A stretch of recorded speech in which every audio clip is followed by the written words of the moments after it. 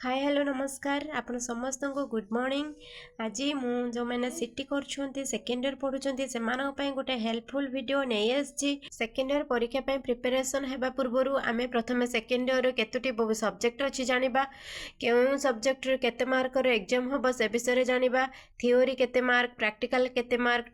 First year exam जहाँ समस्त तो सेकेंड इयर एग्जाम रे जमिति भलो मार्क रखी पास करेंगे से समस्ते ट्राए करूँ। आउ सेकेंड इयर एग्जाम पूर्वर पढ़ा पूर्व प्रिपेयर होगा पूर्वर आपण मैंने थरे वीडियो माध्यम देखूँ केते मार्कर कौन क्यों सब्जेक्ट केते मार्क पड़ो से विषय रे आपण आगे पढ़ंतु बुझंतु जानतु सिलेबसटा कौन केते मार्कर पड़ो केतेटा इंटरनल केते मार्क एक्सटर्नल केते मार्क टोटाल थियोरी केते मार्क टीचिंग मार्क केते मार्क आमर प्रैक्टिकल केते मार्क। तो से विषय में आपण मानक गोटे चार्ट माध्यम नहीं आसी। देखो आमर सेकेंड इयर पेपर हूँ 6टी paper FC1 FC3 FC2 PC3 PC5 PC6।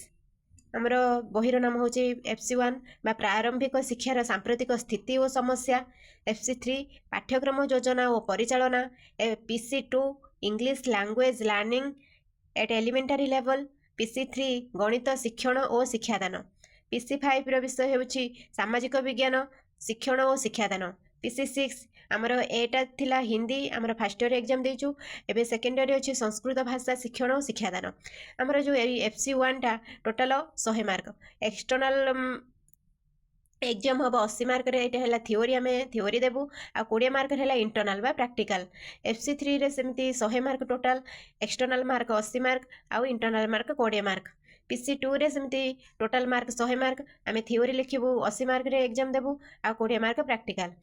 PC3 गणित शिक्षण और शिक्षादान रे total 100 mark theory 80 mark practical 20 mark आ समय सबुथिरे 3 घंटा 100 मार्क बोली 3 घंटा समय। किंतु आमर शेष विषय जो संस्कृत भाषा शिक्षण और शिक्षादान से 50 मार्क टोटाल मार्क। तो आम थियोरी दबा 40 मार्क आ प्रैक्टिकल दबा 10 मार्क से तार समय हूँ 2 घंटा है। ये गोटे अच्छे PC5 सामाजिक विज्ञान शिक्षण और शिक्षादान यार total mark 100 mark, theory exam हम 80 मार्क रे, प्रैक्टिकल एग्जाम हम 20 मार्क रे। आम टोटाल सेकेंड इयर परीक्षा देवा 700 मार्क। फर्स्ट इयर एग्जाम देथिले 650 मार्क आमर फर्स्ट इयर एग्जाम 650